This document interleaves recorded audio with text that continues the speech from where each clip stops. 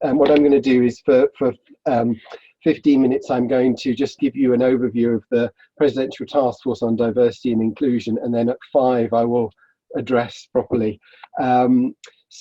I just want to tell you a bit of background, and then you're not going to hear from me, you're going to hear from some of the members of the task force, but I'll just give you some background on the Presidential Taskforce on Diversity and Inclusion. Before that, I will greet you in the Zulu way, which is Sawubona, which in fact, to be properly, I should greet you Sanibone, which is in Zulu, that means I see you, and it's often just translated as hello, but in Zulu it has a much deeper meaning than hello. It means I see you as an individual, I recognize your value and respect and value you as a person, you as an individual. And I think so often as individuals and as society, we can't say that of all members of society. We don't see people for who they are. We see people, we project our own anxiety, or sometimes, commonly we just don't see people at all because they're literally not in the room, or not in the organisation, not in the profession. Or if they are there, we project our own anxieties, our own ideas onto people, so we don't see people for who they are. So I wanted to start this discussion just by teaching you the one word of Zulu that I know. The highlight of my presidential year actually was probably my trip to South Africa for the South African Psychological Society conference in September last year. It was their 25th anniversary. They were reformed at the end of the apartheid era. Some of my colleagues may actually be here from South Africa, I must check. It was such a privilege to go over there, and particularly personally important for me, because as a student in the mid-1980s, I was involved in the anti-apartheid movement. So to be able to go to South Africa was incredible. Anyway, we're not talking about me now, we're talking about the Diversity and Inclusion Task Force. I just want to spend a minute just talking about what diversity and inclusion is, because they're two different concepts, and sometimes we think, oh, we want diversity, but it's important to recognize the difference. So we can have a low amount of diversity in both diversity and inclusion, and that's exclusion, where people are just not in the room, people are invisible, people from minority and marginalized backgrounds are not accepted and not valued, and that's the sort of worst case scenario. There are other sort of variations. One is where we do have diversity, that people from minority and marginalized groups are actually within a particular context organization, but they're still separate, and this there's a sort of barrier there, and people feel insular. They are not accepted in the mainstream, but they are able to do themselves, do you. People are able to express their individuality, but they're not accepted for it. I should say this diagram is adapted from a recent book from Stephanie Johnson, Inclusify, but the concept is broader. There's an issue where people can be included but not recognized for their uniqueness, and so diversity is not valued, and that's people are included but to the extent to which they take on a dominant identity, and people can be part of the group so long as they conform to dominant sort of ways of behaving and being, and people from a minority marginalized background can feel that this is faking it. You could accept it, but not for who you are. You accept it by putting on another identity. And what we want certainly in the BPS is inclusion, and that's where we both have diversity but also inclusion. Their diverse backgrounds and identities are valued for what they are. People are not forced to be something that they're not. Their own individual characteristics are valued and included as part of the whole. And I should say it's important to say that it's the work we've been doing over the last some months, is really very much built on the foundations of work that people have done in the past. And I give credit here, actually, it's an opportunity to give credit to the psychologists and John Sutton, Psychologist magazine, not psychologists as a whole, although there are plenty of psychologists that have contributed. The Psychologist magazine has over the years really been able to highlight these issues, and particularly recently. And this is an article from 2002, addressing cultural diversity and racism, from Kwame Osu-Bempah, and he and Dennis Howard, and that talks about race that not being considered on its own, but has to be considered in terms of this intersectionality that Vivian mentioned earlier. And I mean, there's lots of people, I won't call out them all, but Yetunde Ade Serrano and her colleagues in the Counselling Psychology Division have produced work for many years in this area. Other people, Zenobia Nedishaw, somebody who's been involved in the DCP, and Pat Frankish has been involved with, particularly in disability and intellectual disabilities. So we've got a good foundation to build on. And really from that, in 2017, and this is before I came back onto the Board of Trustees, the Society published a declaration of commitment to equality, diversity and inclusion, a document that's intended to guide us in all that we do. This was how it was described, or still is on the website. And so this was the declaration that was published in March 2017, and that's the address that if you want to see this. And this is a declaration of intent of the Society, and credit should go to Nicola Gale, past president, for particularly being a steering force with this. And the declaration was to promote equality, diversity and inclusion, to plan and implement a program of work to embed these policies, because words are one thing, but it needs to be put into action. And that's where we're going to come on to. But just before I come on to the current work, I just personally want to thank some people who've given me the inspiration and just kept my commitment to this area going, and particularly, and again, I'm just speaking on my own experience, but the Minorities in Clinical Psychology group have been in existence since, I looked back actually in my emails, Ghislaine Kinuani set this up in 2012, was the first emails I had, and I was just in the right position to help her with setting it up at the time. And through since then, a number of people involved in that group have just made an absolutely incredible effort to support people from minorities, particularly in clinical training, but also to support those of us who are trying to take these issues forward. And particularly, I won't go through all the names, but Samantha Reynolds, if you haven't read the article she published in Vogue over the weekend, it's really incredible. I retweeted it if you want to look at it. Farhana Malik, who's been fantastic.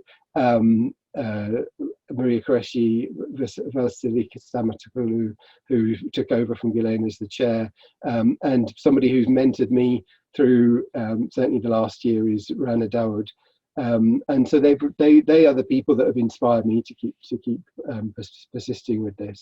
So when I took over as president, we developed the idea of a task force to actually put that action. What does this action plan look like? And this was the objectives that we set: to make the Society a more welcoming place for members from minoritized, marginalized groups, and promote diversity and inclusion within the profession and the discipline of psychology. So there's two parts. One is the Society, what our own society, is it a welcoming place, and to promote engagement at every level across the society. And also, more wider than that, the influence of the Society on the profession and discipline of psychology as a whole. And I've drawn attention in the past to clinical psychology, but we know lots of areas of psychology, all areas of psychology, there's an underrepresentation of groups from different minorities, particularly in relation to Black and minority ethnic groups. And this is how we constructed the task force, with a chair and 12 members of the task force who have expertise and experience from a range of different marginalised backgrounds. And we recruited, and I was just staggered by the response that we got. We got 85, I think, statements of interest to be members of the task force, which was so humbling. people who hadn't really engaged in the task force before. So my advice to you, if you're in the BPS and you're finding it difficult to engage with people from minorities, think about what you're doing, because there are, even though we know people are underrepresented, there are people there, and it's about, you know, going out to engage them, not expecting them to come to you. So really co-creation. And this is the approach that we very much tried to take. And the work of the task force will be, you know, the task force core group going out and engaging with the wider society members. And we brought in people from practice, research, and people across the career journey as well, from students, psychologists in training. And rather than hear from me, I want to get on to you hearing from them.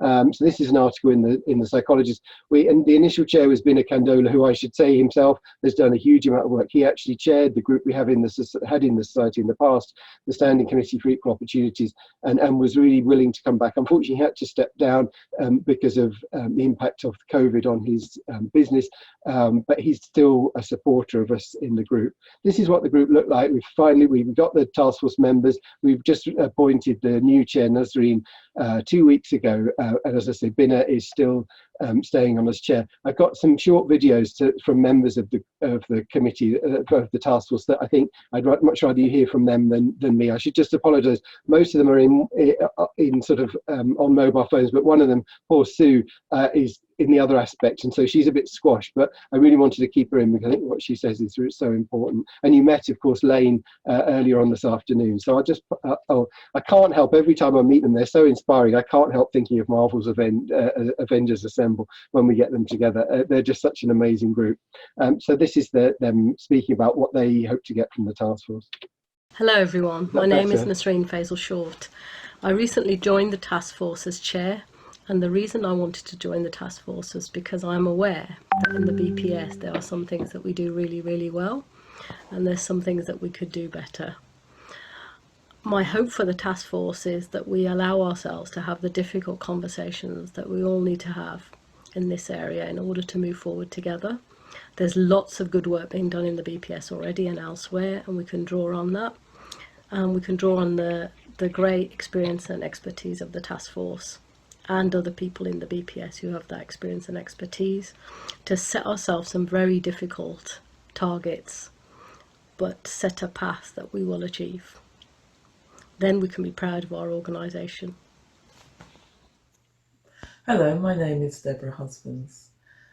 A saying is attributed to the philosopher Edmund Burke, and it states that the only thing necessary for the triumph of evil is for good people to do nothing.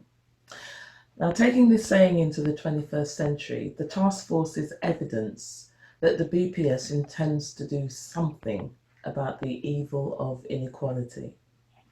I expect the task force to be brave.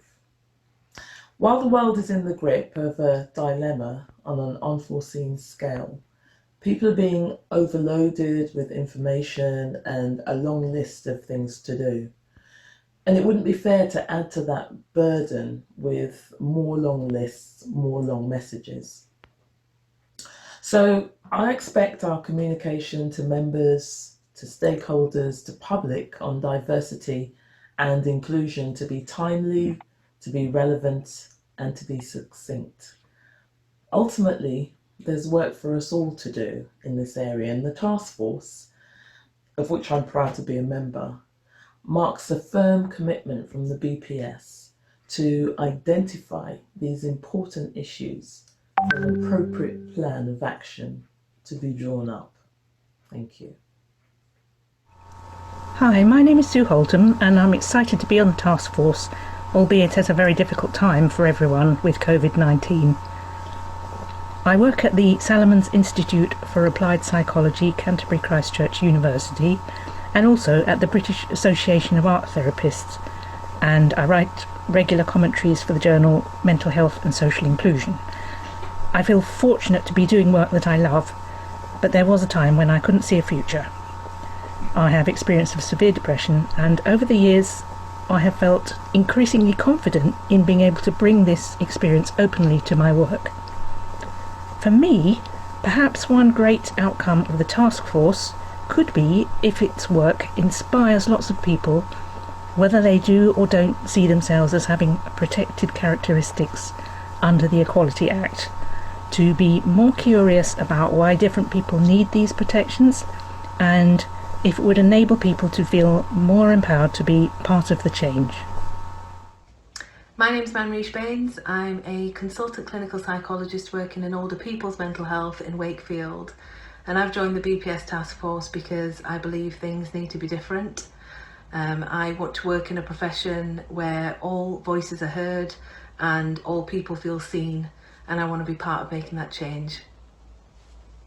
Hello, I'm Allán Laville, and for me, the best possible outcomes from the work of this task force would firstly be to have a clear action plan on how we can reduce differential attainment outcomes for our students within psychology, and secondly, to have a clear action plan on how to diversify the psychological workforce, so therefore all minority and marginalised groups are well represented within the profession. Hi, my name is Layne and I'm part of the task force. I'm really excited about all the work that we've got planned. My hope for the task force is to make psychology through the BPS more inclusive for people of all backgrounds and all abilities. So people that are coming into psychology as undergraduates feel that they are represented and that this profession is for them. So really looking forward to getting started, and we have such a great team and everybody's, so full of great ideas, and it's really enthusiastic, so I'm really excited. Thank you. Hello, my name is Christeen George and I'm an occupational psychologist. My desired outcome for the task force is to make the BPS a truly welcoming place for all psychologists. I also found a quote on diversity from the former head of the Baha'i faith. That diversity in the human family should be a cause of love and harmony, where many different notes blend together in the making of a perfect chord. Thank you. 30 seconds to say what I want from the task force. So I want the task force to be a force for good, social good, moral good, psychological good. But we do that while knowing that pursuing what is good is not always comfortable and it's never easy to achieve. So I want the task force to help the BPS, to challenge it to be better, to help it in leading the way in making psychology a professional discipline that reflects diversity and inclusion amongst its own members, and to be an organisation that is outspoken and unequivocal in challenging injustice and inequalities that affect its members, and also those issues affecting wider society that surely psychology is here to serve. I hope that's given you a bit of a flavour of the task force. I mean, it's still a long way to go, but I really feel so encouraged by the people that have come forward, and my role over the next year as Vice President is going to be in supporting them as much as I possibly can. I know some of you are going to be keen to participate, and the task force is certainly going to be engaging. We've just literally got yesterday an email address. So if you want to just drop an email to say you're interested, or to make any comments, by all means just drop an email to this mailbox. Obviously the task force members are all members like myself and Nasreen who have other jobs, so don't expect an immediate reply, but we certainly recognise an important part of this is going to be engaging with members, and as I say, that's the thing that's really given me great inspiration so far.